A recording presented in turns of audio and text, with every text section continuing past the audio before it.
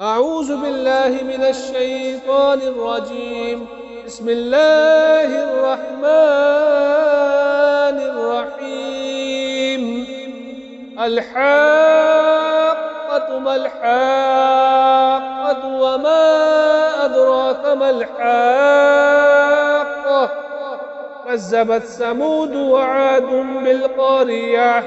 فعما ثمود فأهلكوا بالطاغية، وأما عاد فأهلكوا بريح صرصر عاتية سخرها عليهم 7 ليال و8 أيام حسوما، فترى القوم فيها صرعا كأنهم أعجاز نخل خاوية، فهل ترى لهم من باقية.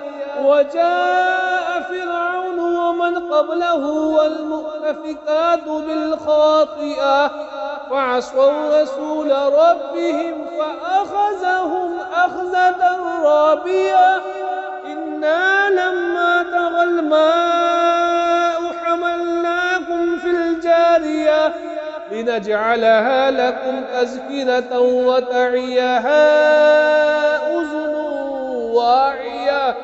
فإذا نفخ في السور نفخة واحدة وحملت الأرض والجبال فدكتا دكة واحدة، فيومئذ وقعت الواقعة وانشقت السماء فهي يومئذ واهية، والملك على أرجائها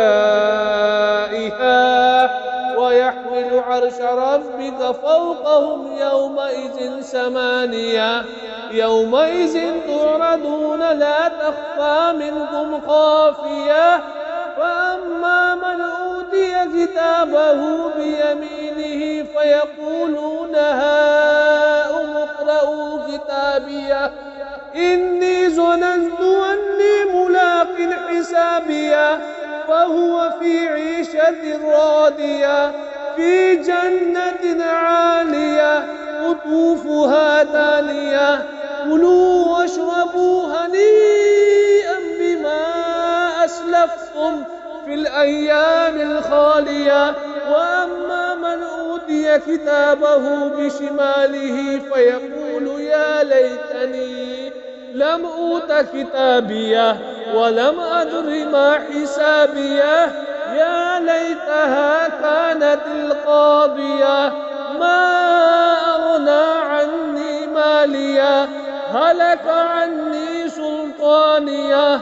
خذوه فغلوه ثم الجحيم صلوه ثم في سلسلة زرعها 70 ذراعا فاسلكوه إنه كان لا يؤمن بالله العظيم ولا يحض على طعام المسكين، فليس له اليوم هاهنا حميم ولا طعام إلا من غسلين لا يأكله إلا الخاطئون. فلا أقسم بما تبصرون وما لا تبصرون إنه لقول رسول كريم وما هو بقول الشاعر قليلا ما تؤمنون ولا بقول كاهن قليلا ما تذكرون. تنزيل من رب العالمين. ولو تقول علينا بعد العقابيل لأخذنا منه باليمين ثم لقطعنا منه الوتين، فما منكم من أحد عنه حاجزين. وإنه لتذكرة للمتقين وإنا لنعلم أن منكم مكذبين وإنه لحسرة على الكافرين وإنه لحق اليقين. فسبح باسم ربك العظيم.